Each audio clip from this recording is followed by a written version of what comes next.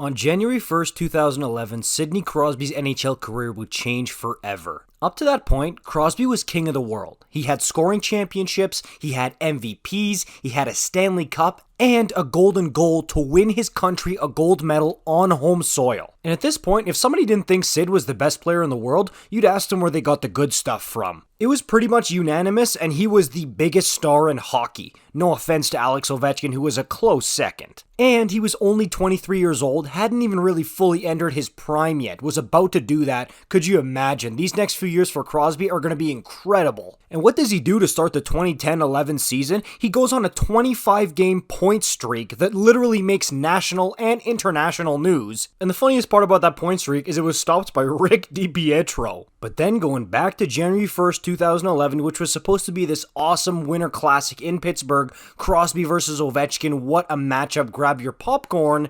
David Steckel completely changed the trajectory of Sidney Crosby's career. And I remember watching this and holding my breath being like, oh no. And you could see Crosby was not looking great after that. He leaves the game and did not return, and I was worried. But thank goodness he's back for Pittsburgh's next game against Tampa Bay a few nights later. Everything's going to be okay. Crosby's back to normal until Victor Hedman rides him into the boards and he's shaken up again. And that's two in the span of 2 games. He leaves that one, and that would be his last game of the 2010-11 season at the beginning of January. By the way, this is when Evgeny Malkin took control of the Pittsburgh Penguins and really showed that he could be a star in his own right. He won the Hart Trophy the following year in 2011-12. And that was a season where the Pens really needed Malkin because Crosby only played 22 games. He was still dealing with a lot of symptoms. He took an elbow from David Krejci that definitely didn't help things. And people were starting to wonder, is Sidney Crosby going to retire? I don't know how many of you remember that wild time in 2012 where it was like, is Crosby done? Everybody was just like jaw drop. Like, we're only 2 years removed from the golden goal, 3 years from his Stanley Cup. I mean, is he just done? Are they going to make Evgeny Malkin the captain and Crosby retires? Seriously? But no, of course Sid battled back and came back for the lockout-shortened 2013 season.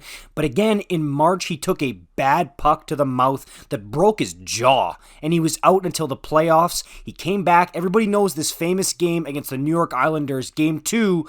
That's where Sidney Crosby was basically reborn. And for those of you who didn't get to watch him in the early 2010s and who didn't go through this turmoil of, is he done? This is the Crosby that you know, that came after this game against the Islanders.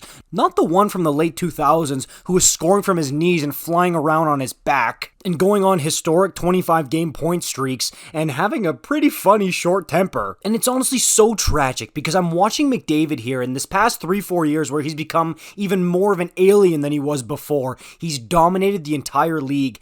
That's the years that Crosby missed. It's such a shame that when he was at his peak and dominating the league, it's when he was ripped away from us for a few years there. That would have been peak Sidney Crosby. And Pens fans, back me up here. Yes, he was still incredible. He was absolutely unreal, even after he came back in 2013, and since. He's been amazing.